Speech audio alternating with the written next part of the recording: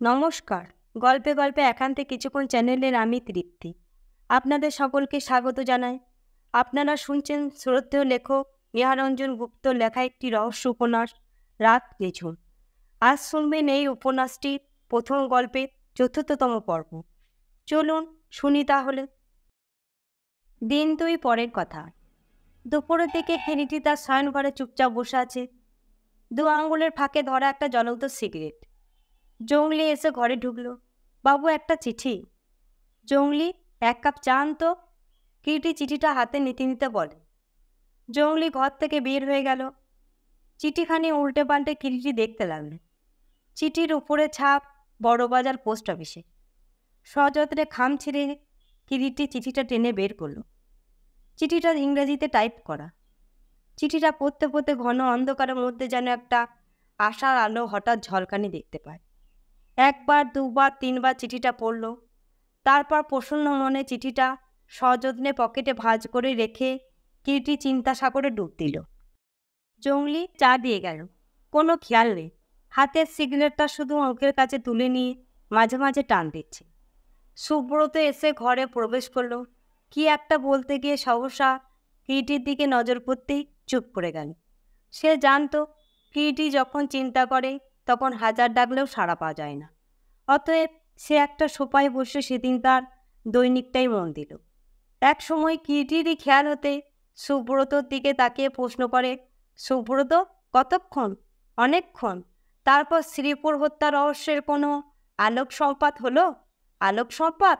হ্যাঁ, না, তেমন কিছু না। তবে একটা চিঠি পেয়েছি কিছুক্ষণ পূর্বে। চিঠি? হ্যাঁ। সুব্রত প্রশ্ন করে, কার চিঠি? শোন। কিরিটি পকেট থেকে চিঠিটা বের করে খুলে পড়তে লাগলো। ইংরেজিতে লেখা। তবে চিঠিটার বাংলা তর্জমা করলে এই দাঁড়ায়, প্রিয় কিরিটি বাবু, শুনলাম আপনি শ্রীপুরের চৌধুরী বাড়ির পুরানো বৃদ্ধ করালির হত্যা রহস্যে মীমাংসার ভার নিয়েছে।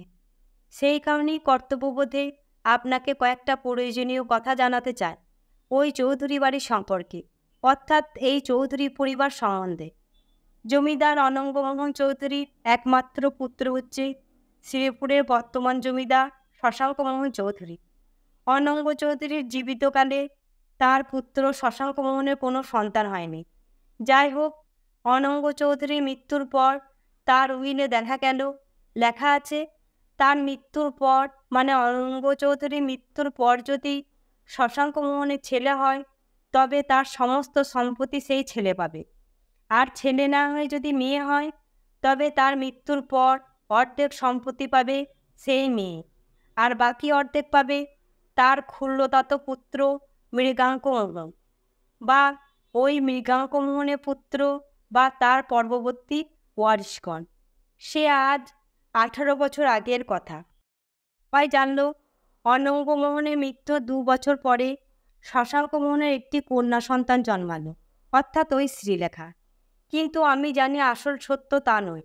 শশাঙ্কমোহনের ছেলে একটি জন্মেছিল আজ থেকে 16 বছর আগে, এক দুর্যোগের রাত্রে, এবং আতর ঘরেই শশাঙ্কমোহনের নবজাত পুত্র চুরি যায়, এবং যারা চুরি করে তারাই সেই ছেলের বদলে মেয়েকে রেখে যায়। আপনার কাছে আমার এই অনুরোধ যে সেই চুরি যাওয়া ছেলেকে আপনার খুঁজে বের করে দিতে হবে, এবং যদি বের করে দিতে পারেন বা বর্তমানে সে কোথায় আছে সে সন্ধানটুকু এনে দিতে পারেন তাহলে আপনাকে নগদ 10,000 টাকা দেব। আপনি যদি আমার প্রস্তাবে সম্মত থাকেন তাহলে দয়া করে আপনার বাড়ির দরজায় হ্যাঁ অক্ষরটি খড়ি দিয়ে লিখে রাখবেন, এবং আমি আপনাকে পরদিনই পারিশ্রমিকের 5,000 টাকা অগ্রিম পাঠিয়ে দেব। বাকি কার্য উদ্ধারের পর পাবেন। একটা কথা, জন্মের সময় শিশুর ডান ভুরুর ঠিক উপরেই একটা লাল জরুল ছিল, 1 ইঞ্চি পরিমাণ। তার পরিচয় আপনাকে আমি দিতে চাই না। শুধু জেনে রাখুন আমি চৌধুরীদের একজন পরম শুভাকাঙ্ক্ষী, বর্তমানে কোনো কারণে পরিচয় দিতে অনিচ্ছুক। নমস্কার, ইতি অপরিচিত। চিঠিটা পড়ে শেষ করল কিরিটি। আশ্চর্য তো, সুব্রত বলে। এখন দেখছিস করালির হত্যা ব্যাপার যতখানি সহজ ভেবেছিলাম আসলে ঠিক ততখানি নয়, মানে অগাধ জয়। কিরিটি হাসতে হাসতে বললে। চিঠিটার উপরে পোস্ট অফিসের ছাপটা কোথাকার? সুব্রত প্রশ্নের জবাবে কিরিটি বলে, আছে অবশ্যই একটা পোস্ট অফিসের ছাপ, কিন্তু তাতে তার কোনো মুশকিল আসান হবে না। কেন? কারণ যে অতখানি সতর্কতা অবলম্বন করতে পেরেছে, ওটুকু বুদ্ধি তার কাছে থেকে আমি আশা করি। তারপর একটু থেমে বলে, চিঠিতে বড়বাজার পোস্ট অফিসের ছাপ রয়েছে, কিন্তু অপরিচিত বন্ধু আমার যত চালাকি খেলুম গলদ একটু বেরিয়ে পড়েছে। তবে তার জন্য তাকে দোষ দিই না। মানুষ সব সইতে পারে, পারে না শুধু সইতে নিজের স্বার্থে আঘাত।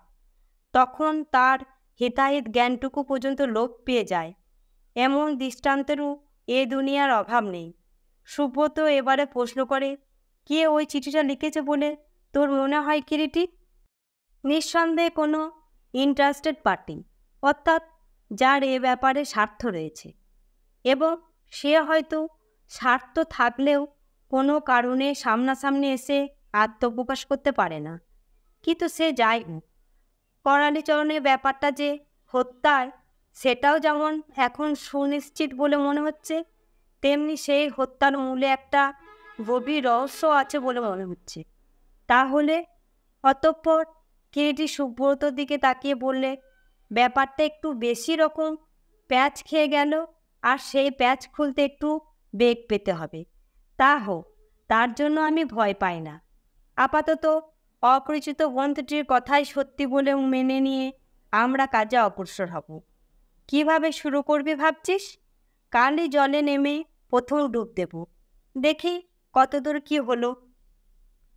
তো হাসতে হাসতে জিজ্ঞাসা করল, কোথাকার জলে? সাগরের না গঙ্গার? কিরিটি হেসে ফেলবে, না ভাই, সাগরের জলে ডুব দিতে সাহস নেই। শোনা যায় তার নাকি তল নেই।